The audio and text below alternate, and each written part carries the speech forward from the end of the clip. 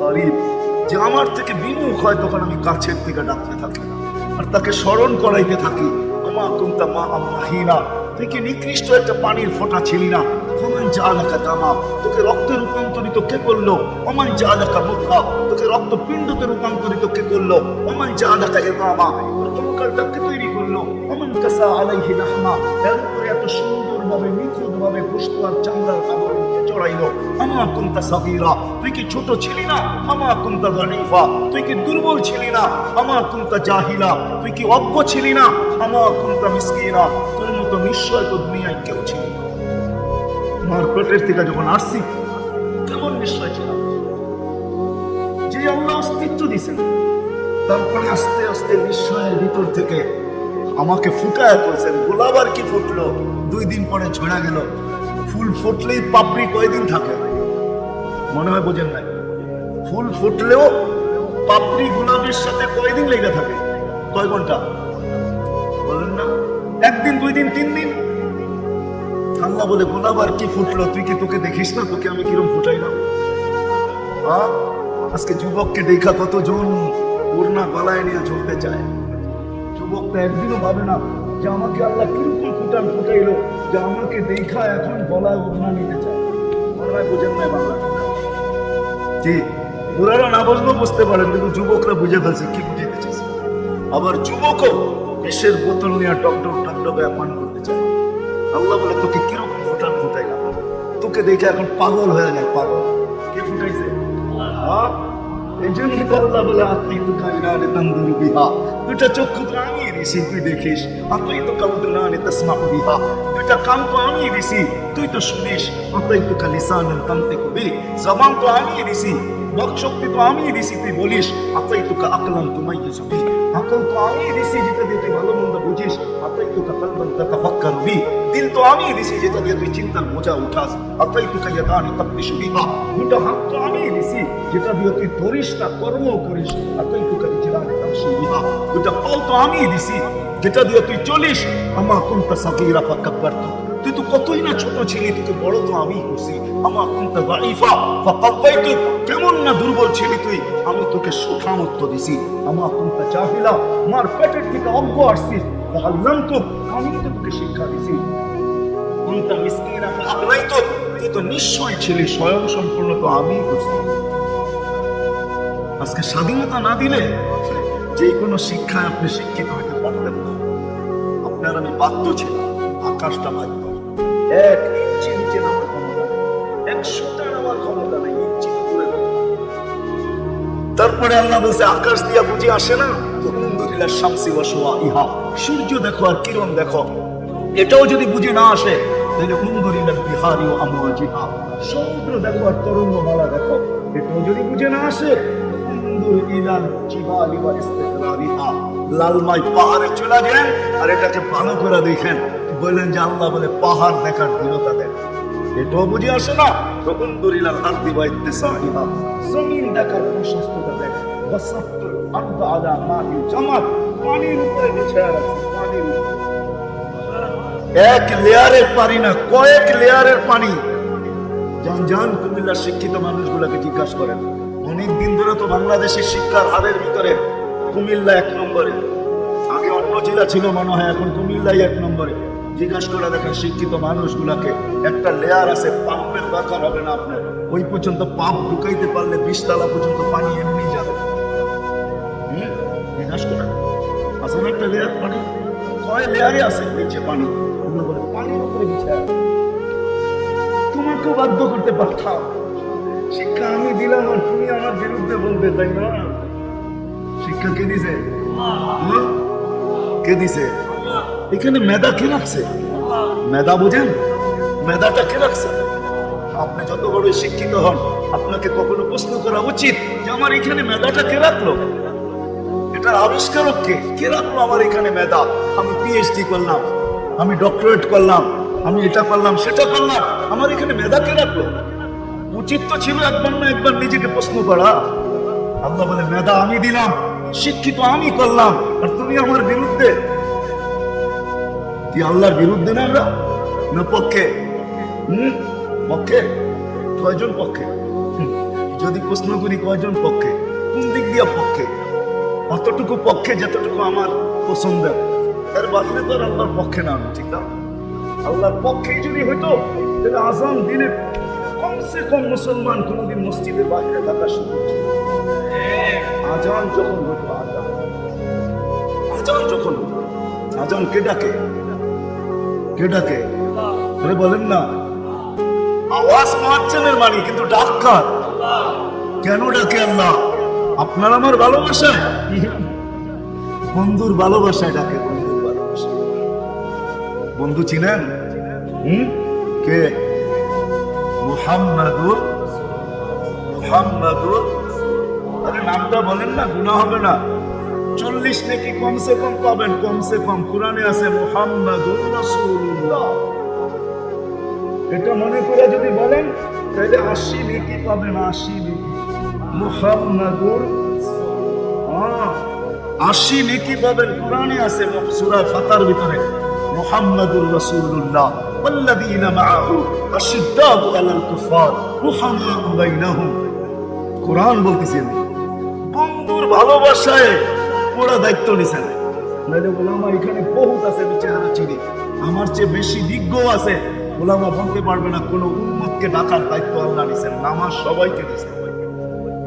মুসা আলাইহিস সালামের মতো নবীকেও নামাজ দিছেন, উম্মতকেও নামাজ দিছেন। ডাকার দায়িত্ব নেন নাই। বললে পড়লে দিব, না পড়লে শাস্তি, বইলা ছেড়া দিছেন। কিন্তু আমাদেরকে নামাজ দিছেন, আবার ডাকার দায়িত্ব। হাদিস আমাকে এটাই বোঝায়। মুসা আলাইহিস সালাম যখন 5 ওয়াক্তে চলে আসছে, তো মুসা আলাইহিস সালাম কখনো বলতেছিল কমায়া নিয়ে আসেন আরো, আমার উম্মত 2 বেলা পড়ে না, আপনার উম্মত 5 বেলা প্রত্যেকে পড়বে। কিন্তু আল্লাহ রাসূল বলতেছিলেন 9 বার গেলাম, এখন লজ্জা লাগে, আর কতবার যাব? আমার মনে হয় যদিও মুখে ছিল লজ্জা লাগে আর কতবার যাব, আমার মন বলে ভিতরে উম্মতের জন্য ব্যথা ছিল। উম্মতের জন্য ভিতরে ব্যথা ছিল। যদি না পড়ে আমি কি মুখ দেখাবো? কালকে 50কে 5 আইনা দিলেন, সওয়াবও কমাইলেন না। পরিশ্রম কম, সওয়াব পুরা। করবে 5 বেলা, সওয়াব 50 বেলা। করবে 5 বেলা, সওয়াব। তারপর যদি উম্মত না পড়ে কি করব? আমি তো এখনো জমিনে যাই না, পরীক্ষাও করি নাই। এত পরীক্ষিত ব্যক্তি মুসা আলাইহিস সালাম লম্বা দুনিয়াতে ছিলেন, পরীক্ষা করে গেছেন। উম্মত পড়ে নাই, 2 বেলা পড়ে নাই, আমারটা 5 বেলা পড়বে। তো ভিতরে ব্যথা ছিল আমাদের জন্য, ব্যথা। আমার মনে হয় আল্লাহ তখনই কানে কানে বলছে, বন্ধু নিয়ে যান, আমি ডাইকা ডাইকা পড়ায় নেব, ডাইকা ডাইকা। কে ডাকে? ডাইকা ডাইকা পড়ায়। কিন্তু তারপরও আসে না। যদি স্বাধীনতা না দিতেন তাহলে আল্লাহ ডাকবে আর আপনি আসবেন না, এটা কোনোদিন হতো না। শিক্ষাগত স্বাধীনতা দিয়েছেন, আমি যাবো আমার জায়গায়। যদি ডাকেন তারপরও আসে না, আল্লাহ ডাকে। চিনেন আল্লাহকে? চিনেন কে আল্লাহ?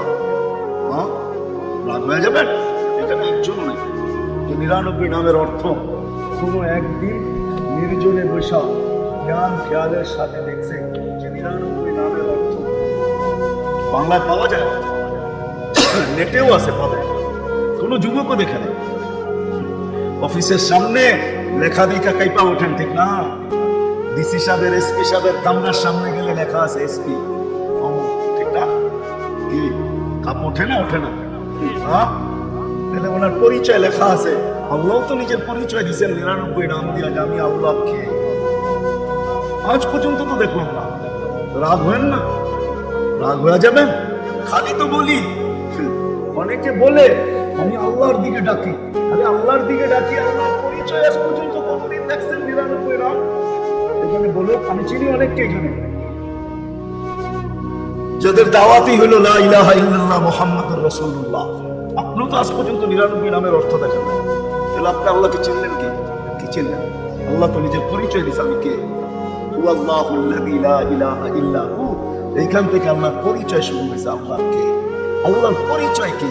আল্লাহ শুধু আল্লাহ না, 99 পদের মালিক আল্লাহ। আল্লাহ শুধু আল্লাহ না, আল্লাহ রহমান, আল্লাহ রহিম, আল্লাহ মালিক, আল্লাহ কুদ্দুস, আল্লাহ সালাম, আল্লাহ মুমিন, আল্লাহ মুহাইমিন, আল্লাহ আসিস, الجبار المتكبر الخالق البارئ المصور الغفار القهار الوهاب الرزاق الفتاح العليم القابض الباسط الخافض الرافع المؤس المذل السميع البصير حكم العدل اللطيف الخبير الحليم العظيم الغفور الشكور العليق الكبير الحفيظ المقيت الحسيب الجليل الكريم الرقيب المجيب الواسع الحكيم الودود المجيد الباعث الشهيد الأقبل وقيل القوي المتين الولي الحميد الموصي المودي المعيد المحيي المميت الحي والقيوم الواجد الماجد الواحد الأحد الصمد القادر المقتدر المقدم المؤخر الأول والآخر الظاهر والباطن الوالي المتوالي البر التواب المنتقم العفو الرؤوف مالك الملك ذا الجلال والإكرام المقسط والجامع والغني المغني المانع الدار النافع النور الهادي البديع والباقي الوارث والرشيد الصبور جل جلاله جلاله والقدر مالك আল্লাহকে যদি চিনতাম তা আল্লাহ ডাকে আর মুসলমান মসজিদের বাহিরে থাকতো, বাজারে জায়নামাজ বিছানো হতো না, অফিসে জায়নামাজ বিছানো হতো না, যে যেখানে ওইখানে দাঁড়ায় মা বোনরা জায়নামাজের দিকে ছুটতে থাকতো। যদি জিজ্ঞাসা করতো এত ছোট কেন, চুলায় তো পাক, রাখতে দে চুলার পাক ডাকছে আল্লাহ, 99 পদের মালিক ডাকছে। মনে উঠলো এই জন্য বলতেছি, আজকে তো আমরা বলি আমরা আশিকে রাসূল, ঠিক না? এক মহিলার সমানতা এসকে নাই আমার বদলাবো না। উহুদের যুদ্ধে ওই মহিলার সমানতা এসকে নাই, ভালোবাসা নেই। মহিলা যখন খবর পাইছেন যে আল্লাহর রাসূলকে নাউজুবিল্লাহ শহীদ করে দিয়েছেন, তো মদিনার থেকে ছুটতেছিলেন উহুদের প্রান্তের দিকে। যখন বাহির হয়েছেন তো একজনে খবর দিছে তোমার বাবা শহীদ হয়ে গেছে। রাত বাবা বল আল্লাহর রাসূল কেমন? আর একটু আগে গেছেন তো আরেকজনে বলতেছে স্বামী শহীদ হয়ে গেছে। রাখ স্বামী বল আল্লাহর রাসূল কেমন আছে? আর একটু আগে গেছেন তো বড় ভাই, রাখ বড় ভাই বল আল্লাহর রাসূল কেমন আছে? আগে চলতে চলতে আরো খবর পাইছেন অমুক তমুক, রাখ বল আল্লাহর রাসূল কেমন আছে? একজনে বলছে আল্লাহর রাসূল এখনো ভালো আছে, জীবিত আছে। বলছে আরিনি, আমাকে দেখা, যতক্ষণ পর্যন্ত না দেখবো ততক্ষণ তো এই দিলের আগুন ঠান্ডা হবে না, আগুন নিবে না।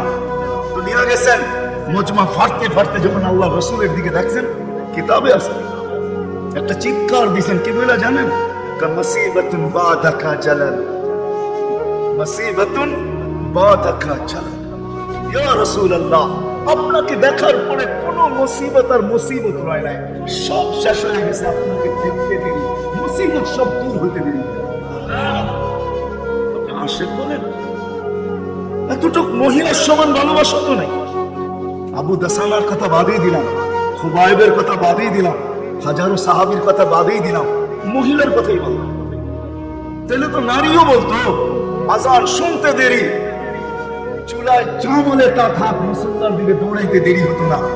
বলতো সবকিছু তো চুলায় থাক, চুলায় আল্লাহ ডাকছে বইলা, রাসূলের হুকুম বইলা কথা। আল্লাহ স্বাধীনতা দিয়েছেন, শিক্ষাগত স্বাধীনতা, কিচ্ছু বলেন না। শুনতেছিলাম, জানতেছিলাম, পড়তেছিলাম গাছে ফল হইলে নাকি ঝুঁকা যায়, শাখা প্রশাখা ঝুঁকে, কিন্তু আমার সমাজে বিলকুল উল্টা দেখতেছি গাছে ফল হইলে নাকি ঝুঁকা যায়, শাখা প্রশাখা গুলা ঝুঁকা যায়, কখনো কখনো ঝুলতে ঝুলতে হাতের নাগালে চলে আসে, আর পুকুরে উঠে পারতে পারে না, হাত দিয়েও পারা যায়। যদি ওকে জিজ্ঞাসা করি হাত দিয়ে পারা যায় কেন, তো বলবে এত ফল হয়েছে যে ডালা গুলা ঝুলে গেছে। কিন্তু আমার সমাজে উল্টা দেখি, যত শিক্ষিত তত আল্লাহর থেকে দূর। শিক্ষা যদি ফলই হয় তো সে তো আল্লাহর কাছে হওয়ার কথা ছিল, ঠিক না? আপনাদের বিবেকের লজিক কি বলে? আল্লাহর কাছে হবে, ঠিক না? সে আল্লাহর থেকে দূরে কেন? যুবক যৌবন পাওয়ার পরে আল্লাহর থেকে কাছে হবে, দূরে কেন? আল্লাহর কাছে হবে যৌবন পাওয়ার পরে। কেন? যৌবন যে জিনিস, এটা দুনিয়ার কোথাও পাওয়া যায় না। যাইতে পারো করিকতা হারবালে, কিন্তু যৌবন পাওয়া যাবে। যাওয়া যাবে মডার্ন হারবালের কাছে, চাইনিজ হারবাল আর আমেরিকান হারবাল। হ্যাঁ, পোস্টার কুমিল্লা তো আছে আমেরিকান হারবালে, নাই? হ্যাঁ, দেখাই দেবো। আমি রাস্তায় দেখতে দেখতে আসতেছিলাম, আমেরিকান হারবারের কাছে গেল, যৌবন ফিরে পাওয়া যাবে না। যৌবন ভিন্ন জিনিস। যৌবন, যে যুবক যৌবন পাইল, তার উচিত ছিল আল্লাহর কাছে। ও আল্লাহর থেকে দূরে গেল কি করে? আমার বিবেক বোঝে না, আমি যোগ বিয়োগ মিলাইতে পারি না যে এই প্রবাদ বাক্য কেন হইলো, গাছে ফল হইলে ডালপালা ঝুঁকা যায়। ও বুঝি এটা ওই গাছ যে নারকেল গাছ, যতই ধরো কে ঝুঁকবে না, ঠিক না? এটা মনে হয় ওই গাছ, বিদ্যা যতই হোক সে ঝুঁকবে না।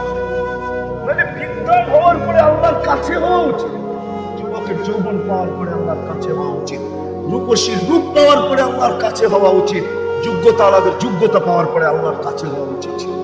কিন্তু আফসোস, আমার সমাজকে তো আল্লাহ ডাইকো আনতে পারে না। 24 ঘন্টার ভিতরে 5 বার ডাকে। আমি তো বলি আল্লাহ নামাজের জন্য ডাকে না। ওলামা হয়তো একমত নাও হতে পারে আমার সাথে, আল্লাহ নামাজের জন্য ডাকে। উম্মতকে এতটুকু ভালোবাসেন, এতটুকু ভালোবাসেন যে আল্লাহ কথা বলার জন্য ডাকেন, নামাজের জন্য ডাকেন না। এই জন্যই মনে হয় কিতাবওয়ালা লেখছে মুসাল্লি ইউনাজি রব্বা, নামাজি আল্লাহর সাথে কথা বলে। রাত্রটা যখন পার হয়ে যায়, সুবে সাদেক যখন হয়ে যায়, তো আল্লাহ চিৎকার দিয়ে মনে হয় বলতে থাকেন, রাতটা পার হয়ে গেল, তোর সাথে কথা হলো না, জলদি একটু উঠ না, একটু আয় না, তোর সাথে একটু কথা বলি না। আবার যখন সকালেরটা হজরেরটা শেষ হয়ে যায়, আবার দুপুর আসে, তখন যেন আল্লাহ বলতে থাকে, সেই সকালে কথা হলো, এখন তো দুপুর হয়ে গেল, তোর সাথে কথা হয় না, একটু আয় না, দুপুরে একটু কথা বলি না। দুপুর যখন ঘনায় আসর বিকাল হয়, আল্লাহ আবার ডাকে, সেই দুপুরে কথা হলো, এখন তো বিকাল হয়ে গেল, আয় না, তোর সাথে একটু কথা বলি না।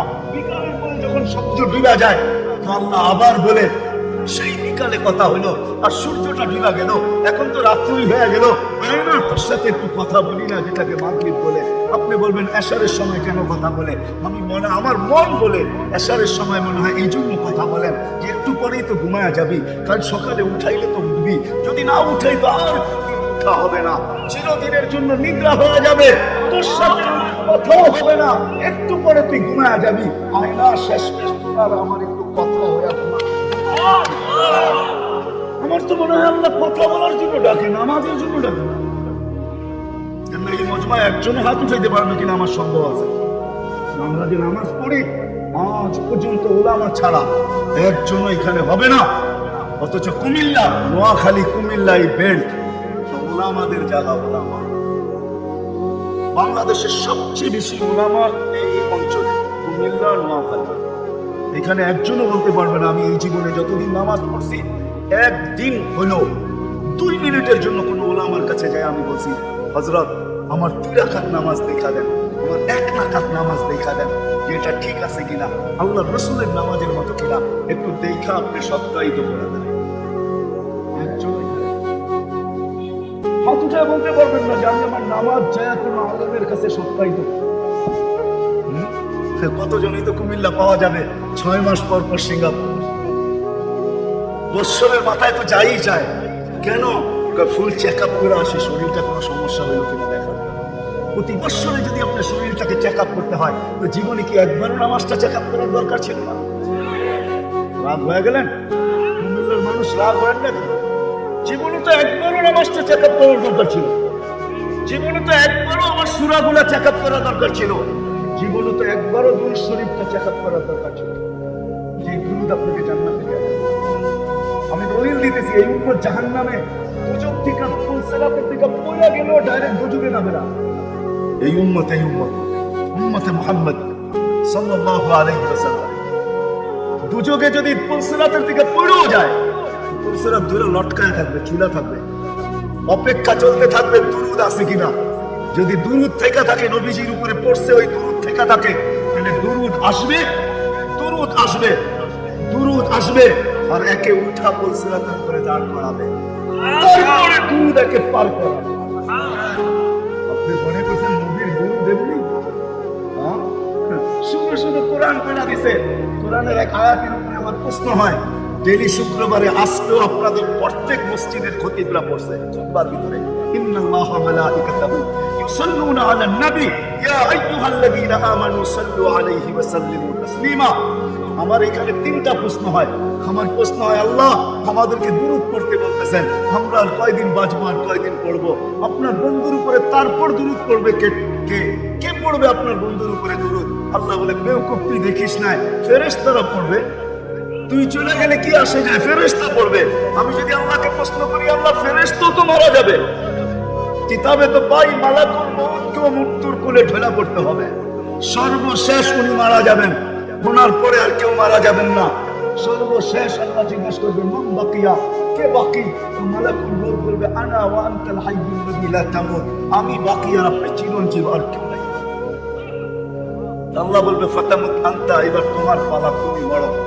আল্লাহ চুক্তি দিবে লি আন্নী কাতাবতুল মাউত আলা মান তাহতা আরশি, আমার আরশের নিচে লেখা আছে, দেখো আমার আরশের নিচে যে আছে তাকে মৃত্যু স্বাদ পান করতে হবে, হবেই হবে। আল্লাযী হাইলা ইয়ামুত ফাহুয়া ফাওকা আরশি, যে চিরঞ্জীব সে আমার আরশের উপরে বিরাজমান, তুমি আরশের নিচে এলে তুমি মরো। সাইয়ুলকি আলাইহি সাকারাতুল মাউত, মৃত্যুর যাতনা আল্লাহ ওনার উপরে ঢালবেন, উনি জমিনে পড়বে আর একটা চিৎকার দিবে, যেখানে আছে ওইখানেই পড়বে আর একটা চিৎকার দিবে আর বলবে লাউ আলিমতু সাকরাতাল মাউত মা কাবাজতু আরওয়াহুল মুমিনিন, মৃত্যুর যাতনা যদি আমার জানা থাকতো তাহলে কোনো মুমিন মুসলমানকে আমি এত কষ্ট দিয়ে নিয়ে আসতাম। মৃত্যুর এত কষ্ট, আল্লাহকে যদি প্রশ্ন করি ফেরেশতা তো চলে যাবে, তো আমাদের নবীজির উপরে দুরূদ কে পড়বে?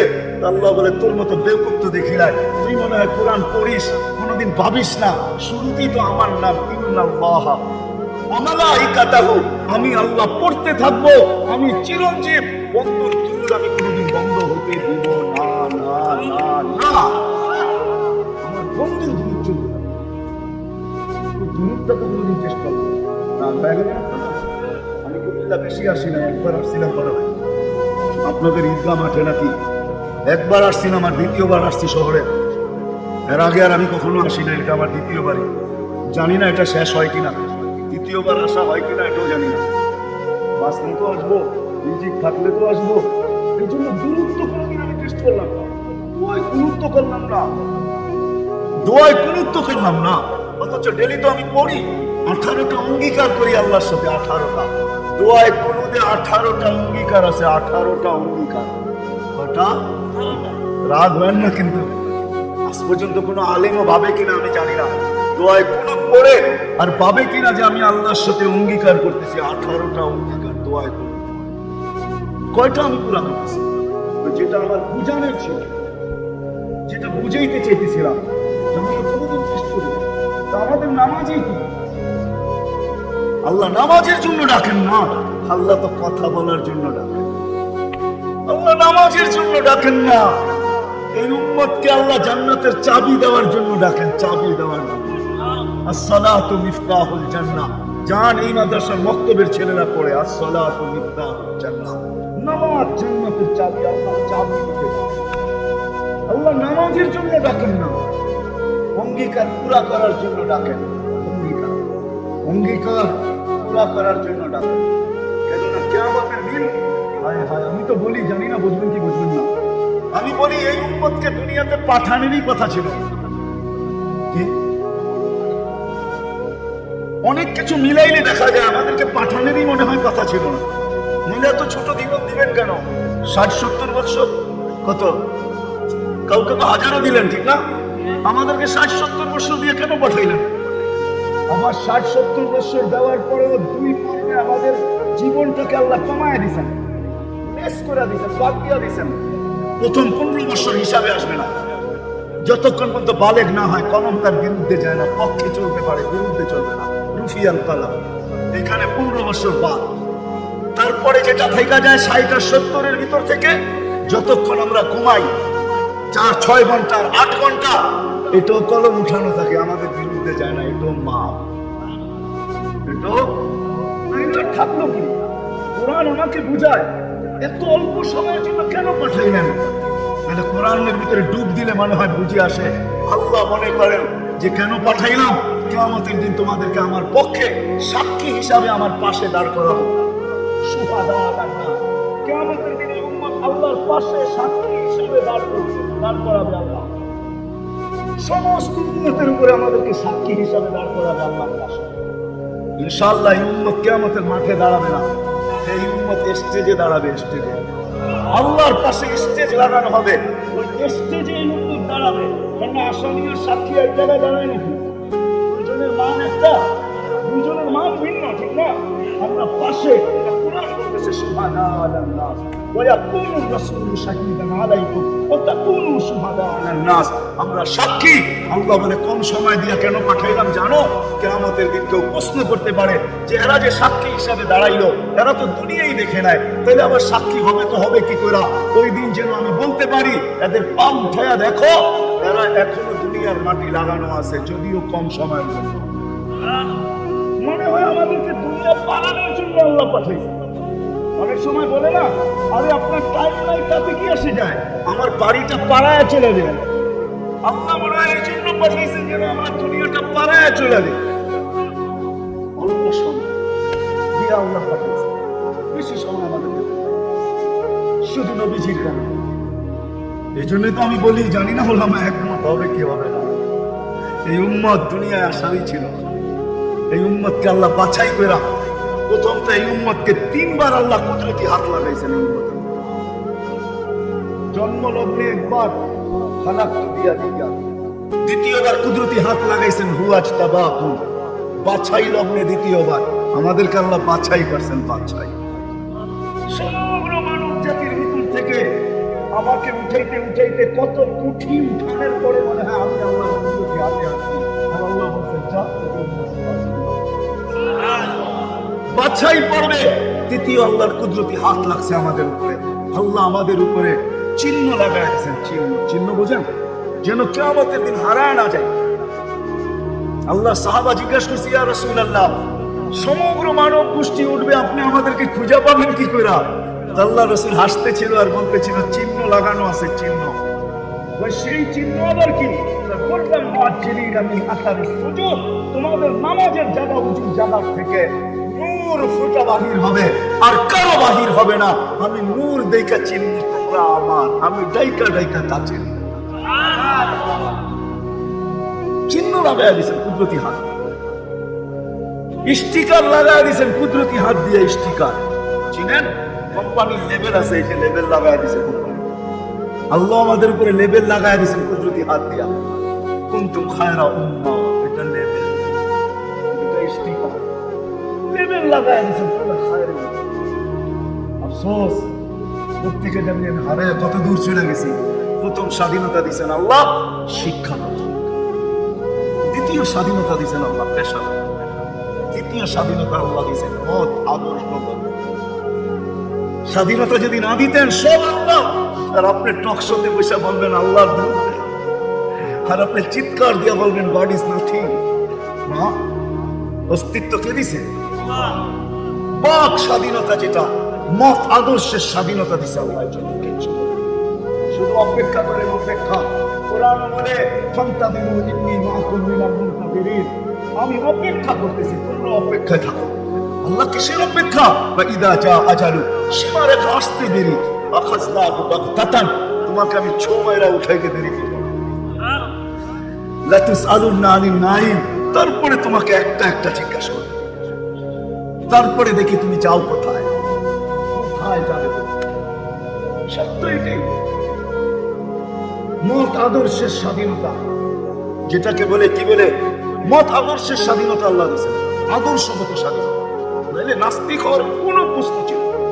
অস্তিত্ব দিবে আল্লাহ, আপনি বলবেন আল্লাহর বিরুদ্ধে, এটা পসিবল ছিল না, ইম্পসিবল। আল্লাহ দেখায় দিয়েছেন 2019-এ, দেখায় নাই? কি দেখাইছে?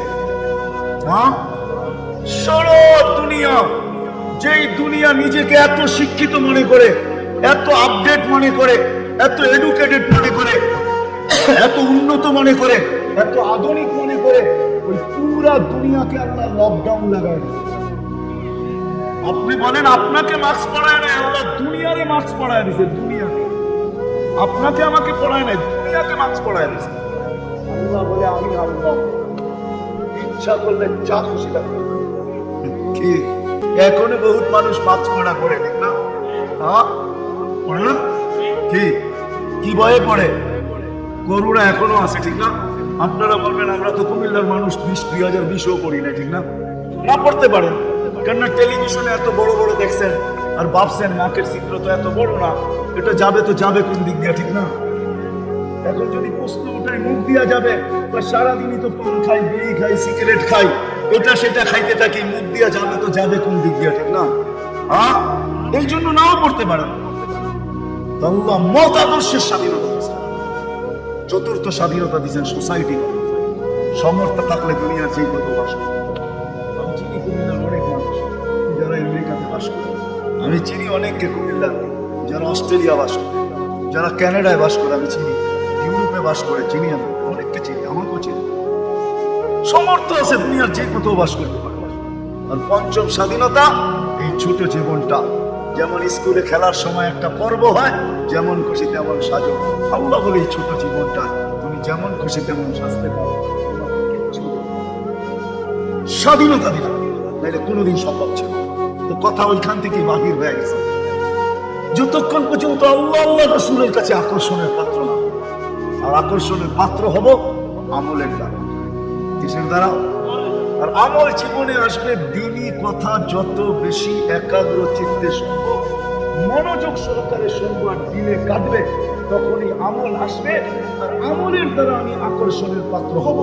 তখন বংশ কি আল্লাহ দেখবেন না। কুমিল্লার মানুষ, কথা শেষ দিকে চলে আসছি আমি, 6 বার আমি ব্যানারের পানি রাদিয়াল্লাহু তাআলা আনহু, আমি 6 বার ইথিওপিয়া গেছি। 6 এই চোখ থেকে পানি 6 বার ঝরছে। শুধু বাড়ি দেখা, ব্যক্তি তো দেখি নাই করতে গেলে, সে তো অনেক আগে চলে গেছে, তার দেশের মানুষগুলো দেখছে। কিন্তু একটা অনুমান হয়েছে, এটাকে কি বলে, এতটুকু বুঝতে পারছি যে 1400 বছর আগে বেলা। আজকের মানুষগুলোই যখন পছন্দ হয় না, তো 1400 বছর আগেরটা কেমন হবে? আজকের ইথিওপিয়া আদিস আবাবা রাজধানী ইউরোপের সাথে টক্কর লাগায় উন্নত হইতেছে, ইউরোপকে পিছিয়ে রেখে দিতেছে। তাইলে আজকেও যদি মানুষগুলো পছন্দ না হয়, 1400 বছর আগে বেলাল, কিন্তু বেলাল যেখানে ওইখানে কেউ কেমন আকর্ষণের পাত্র, চললে জান্নাতে আল্লাহর রাসূল কানে শুনে আইসা বলছে, বাবা এত বড় আকর্ষণের পাত্র কি করে হলে জান্নাতে তোমার পদদানি, তাও আমার আগে আগে, পিছিয়ে হয়তো তাইলে বাইরে নিতাম, আমার আগে আগে দেখতে তো ছিলাম না, তোমাকে পদধ্বনি শুনতেছিলাম। জিবরিল আলাইহিস সালামকে জিজ্ঞাসা করলাম আমার আগে কে, তো হাসি দিয়া বলল আবদুকা বেলাল, আপনার গোলাম বেলাল। আয়েশা বলতেছে হারিস বিন নুমান, তুমি এত আকর্ষণের পাত্র কি করে হইলা? বলছে কি আর রাসূলুল্লাহ, জান্নাতে ঘুরতেছিলাম, তুমি তাহাজ্জুদে কুরআন পড়তেছিলা, আমার রাত্রি সফর ছিল, আমি রাত্রেই পৌঁছে গেছি এখানে, আর রাত্রই ছিল সময় কি আল্লাহ থামায় আনিছিলেন, রাত্র ছিল, জান্নাত ভ্রমণ করতেছিলাম, লাউড স্পিকারে তোমার কোরআন শুনতেছিলাম। জিজ্ঞাসা করলাম হারিস এখানে আসলো কি করে? তো জিবরিল আলাইহিস সালাম হাইসা বললেন ডেলি রাত্রে পড়ে আর আমরা শুনি। জিজ্ঞাসা করলাম এই মুস্তফা পাইলো কি করে হারিস? মার পায়ের দুলাল মার কেন? আজকালকার সমাজের যুবকরা তো সন্তান মা বাবার খেদমতই করতে চায়, বললে আবার কুমিল্লার মানুষ রাগ হয়ে যায় কিনা জানি না। হ্যাঁ, কুমিল্লা আসছি এই জন্য মনে ওঠে, হয় ওই দিনের কথা মনে ওঠে যেদিন পুলিশ লাইনের সামনে সন্তান বাপকে গুলি করে মারছে। বুঝা গেছেন না? ভুলে গেল নাই? মারে নাই? ভুলে গেলেন? আমি তো ভুলি নাই আপনাদের এই কাহিনী। কুমিল্লা দিয়ে গেলেই আমার মনের ভিতরে ওঠে যে হয় কোন সমাজে জন্ম নিলাম, কোন দুনিয়াতে আসলাম। আপনাদের কুমিল্লা বসে লেখে পত্রিকায় উঠছে, মিডিয়া আসছে, বাকিগুলা বাদিয়ে দিলাম, ঐশীর কথা বাদিয়ে দিলাম, ঠিক না? ঐশীর কথা বাদিয়ে দিলাম। সন্তান কোথায় আসলাম? সন্তান মা বাবাকে গুলি করে হত্যা করে, অথচ মার খেদমত করে আনো হারিস বিন নুমান। আমি একটা মনে উঠলো, এই জন্য বলতেছি, মুসা আলাইহিস সালাম আল্লাহকে জিজ্ঞাসা করছে, আল্লাহ আমার জান্নাতের বন্ধু কে? কষাই। আপনি আমার সাথে এমনই করেন, যেটা জিজ্ঞাসা করি সাথে সাথে জবাব দিয়ে দেন। আমি আর কষাই মিল হইল কোথায়? আল্লাহ বলে সিদ্ধান্ত এটাই, ওয়াকাউলুনাল ফাসাল, আমাদের সিদ্ধান্তই সিদ্ধান্ত। আচ্ছা ঠিকানা দেন, জয়া দেখি কি আমল করে। তো জয়া দেখে হ্যাঁ কষাই সারাদিন গোস্ত বিক্রি করে যখন বাড়ি যাওয়ার পালা আসছে, তো গোস্তের একটা টুকরাকে নিয়ে কিমা বানায়া পোটলার ভিতরে নিয়ে দোকান বন্ধ করতেছে। মুসা আলাইহিস সালাম বলতেছে, তোমার বাড়ি মেহমান হওয়া যাবে? অবশ্যই যাবে, কিন্তু শর্ত আছে, আমি ডাইরেক্ট বাড়ি যাব না, আমার সাথে চলো। তো বলছে ঠিক আছে চললাম। যায় ঢুকছে এক ঝুপড়ির ভিতরে, খুব পরিপাটি সুন্দর। কিচেনে যায় ঢুকা রুটি বানাইছে, তরকারি পাক করছে, রুটিকে চুবাইছে তরকারির ভিতরে। তারপরে এক খুনখুনে বৃদ্ধাকে বুকের টেক লাগায় বসাইছে, পিঠ লাগায় বসাইছে, পিঠ বুকের সাথে লাগায় বসায় খাওয়াইতেছিল। মুসা আলাইহিস সালাম দেখতেছেন, কেননা ওনার অভিজ্ঞতা ছিল খিজির আলাইহিস সালামের সাথে বেশি প্রশ্ন করা, 3 প্রশ্নই ওয়াকাও। আল্লাহ রাসূল বলেছেন, লাউ সাবারা মুসা লা আলিমনা কাসীরাম মিনাল খায়র। মুসা আলাইহিস সালাম যদি আরেকটু ধৈর্য ধরতেন, তাহলে আমরা আরো তথ্য জানতে পারতাম। তো উনি বুঝে গেছে চুপ থাকাই ভালো, কিচ্ছু জিজ্ঞাসা করেন নাই। যখন খাওয়া দাওয়া শেষ, পরিপাটি শেষ, সোয়া দিয়া এখন বলতেছে, পাশেই আমার বাড়ি, চলো আমার বাড়িতে মেহমান।